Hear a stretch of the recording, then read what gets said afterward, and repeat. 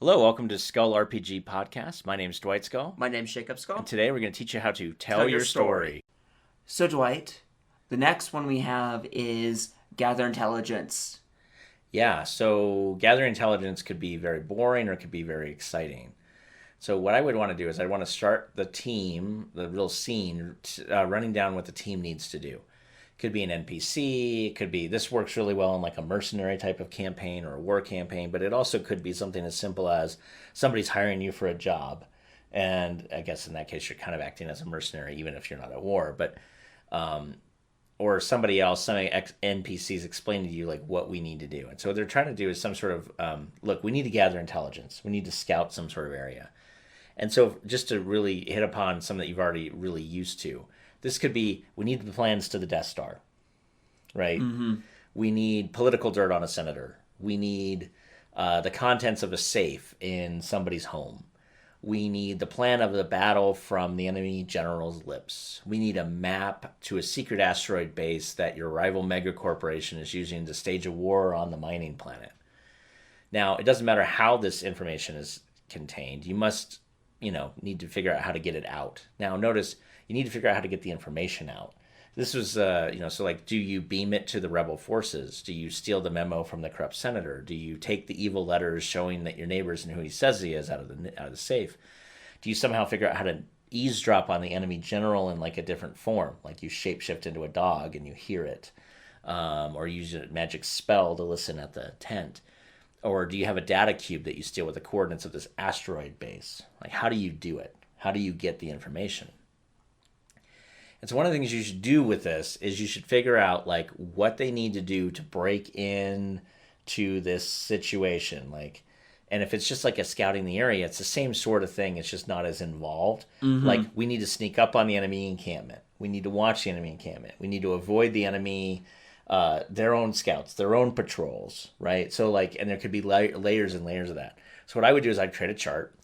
Yeah, I know, shocking. I'd create a chart that has an obstacle, the location of the obstacle, the success roll, and what happens if you fail, and how you can recover.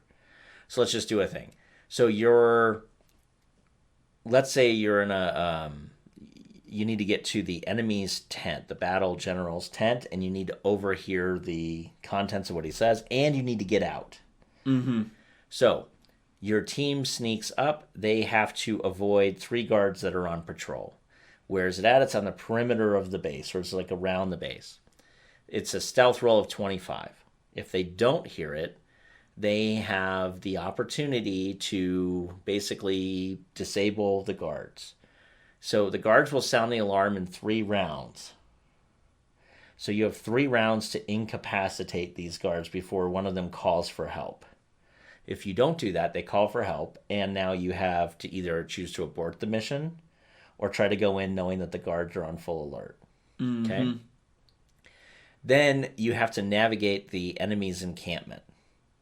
But you can't do it in your form. So maybe the idea is, or maybe you do, maybe the idea is that you actually wanted to take out these 3 guards. So you did your stealth 25, you did a surprise round on them, which gives you 4 rounds now to take them out.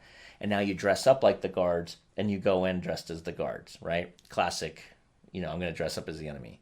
Or maybe you shapeshift, or maybe use magic or something like that to make you invisible so you can get to the area. Regardless of how you're doing it, you have to somehow get into the enemy encampment without being spotted. Even if you're visible, you're still leaving a track. Somebody could accidentally run into you. If you're a dog, do they kill all the dogs on site? Do they kill the cats on site because they're suspicious of them? Or how do you, do you not act like a dog and you got to roll the rolls to act as if you're an animal? Even though you're in an animal form doesn't mean you act like a dog. All these things, right? It just depends on what you want to do with it. And then, again, what happens if you fail? How can you recover? And then eventually maybe you get to the tent where the general's going over their plans. Cool. How are you remembering those plans? Can you write them down? Can you not write them down? Probably chances are you can't write them down. So how good's your memory?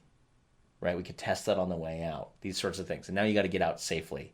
And I could have a couple of guards come to you. I could have a guard recognize if you did I stole one of the guard's uniforms. The guard could recognize that guy's specific uniform because maybe there's a lapel pin or something that is very specific to that one guy because it was given to him by his wife and no one else has it. And he's like, you're not so and so. So you have all these options you can do. So what it leads to is this conversation of there's only 3 likely outcomes for any kind of gather information or scout. 1, you're captured, either all of you or one of you. Mm-hmm. 2, you're discovered. Or 3, you're successful. Now you got to be really careful with these, okay? Because one of them is, okay, you're captured. You're stripped of all your items. You're isolated from each other. If the entire party's captured, then you need to give them a way out. Otherwise, the captive player is waiting for an escape, and now you're kind of looking at this like hold until. And here's the thing. Here's a disclaimer. I wouldn't do the whole torture troop. Sorry, I can't talk. Yeah, don't do that. Don't do the torture stuff because most people find torture to be horrible, which is really a good idea. I'm actually glad that human beings don't find torture to be a fun thing because our world's already pretty messed up as it is. So there's no reason to role play torture. I mean, the only way to do that, to be very, very keep the game moving without going into something to trauma, to be a very, like, get under somebody's skin, would just be, oh, hey, we're going to be doing this while they're trying to plan your escape. I'm going to update on you, mark your health down to X, and then, so now it's just this thing of... It could be that, but even then that might be too much for some people. Yeah. I would ask your players beforehand about it. Regardless, you could just do something where they're captured and they're being interrogated, and there doesn't need to be torture for it per se. Mm-hmm. Magic is at such a level that you can detect lies.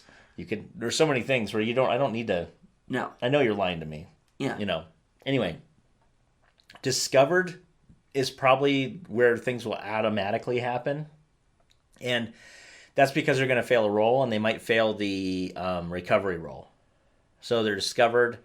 And so maybe all your players are discovered. Maybe only some of them are discovered. Maybe some of your players are discovered before you have all the info. So this is the classic trope of you're downloading, and you get discovered, and you're like, oh my God, we got to hold the door for like 6 more minutes because this thing's still downloading because I'm on the slowest machine in the world. And then we have to get out, but we've been discovered, so it's going to be a hard-fought battle to get out. So that's kind of the idea. Hard-fought battle to get out. And at this point, you could kill off a memorable NPC if you have one there as like they sacrifice themselves to get your party out. That is a really good way to go. As long as the NPC is memorable and not just, hey, here's the red shirt for tonight, and no one knows who the hell he is.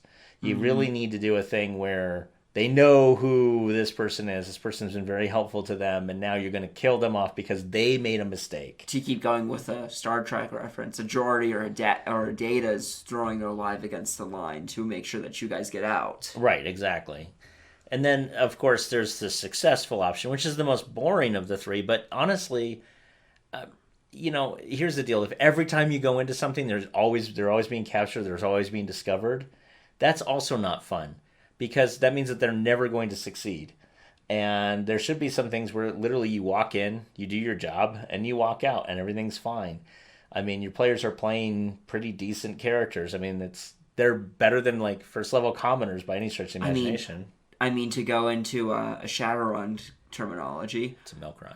In order for people to call it a milk run and it goes bad, there has to be milk runs. There has to be something. Like every milk run can't go bad, otherwise there's no such thing.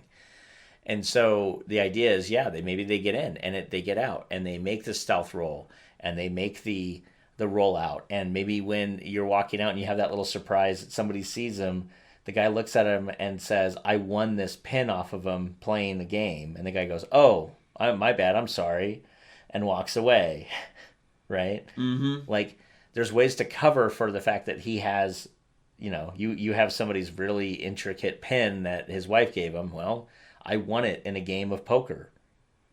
Oh, yeah, the guy does have a gambling problem. You're right. I mean, I could see it, So, or maybe the guy offers to buy it from you. Well, let me buy it back from you then. Okay, that's fine. And you just get it out real quick. How much you going to give me? Yep, that sounds good. Okay, give him the pen and get out. because you don't want to be stuck there. So it's like you could have some really cool drama and suspense without having to have them be discovered, without having to have them be captured, without having to do any of this stuff. But occasionally, yes, they're going to roll horrible and they're going to get captured. And occasionally they're going to roll horrible and they're going to get discovered. But if you make the success rolls so high that they're always going to be discovered, always going to be captured, you need to tone it down a little bit. Yeah. It needs to be fun. And it needs to be random in a lot of ways. They need to have a really good shot at overcoming these obstacles. But it can't be so easy that it's just there's no real drama in it either. Mm-hmm. So anyway, that's how you can run gathering intelligence and scouting the area as well, where you just throw in different obstacles against them with different DCs. When they fail, you don't immediately penalize them. You have the ability for them to recover from the fail. And that allows you to do, if they don't recover, then they can be captured potentially, or at least discovered. And if they are able to recover from all their failure rolls, they have success, and it's still brought about a sense of suspense and accomplishment. Hey, thanks for listening. And for more resources, please go to skullrpg.com.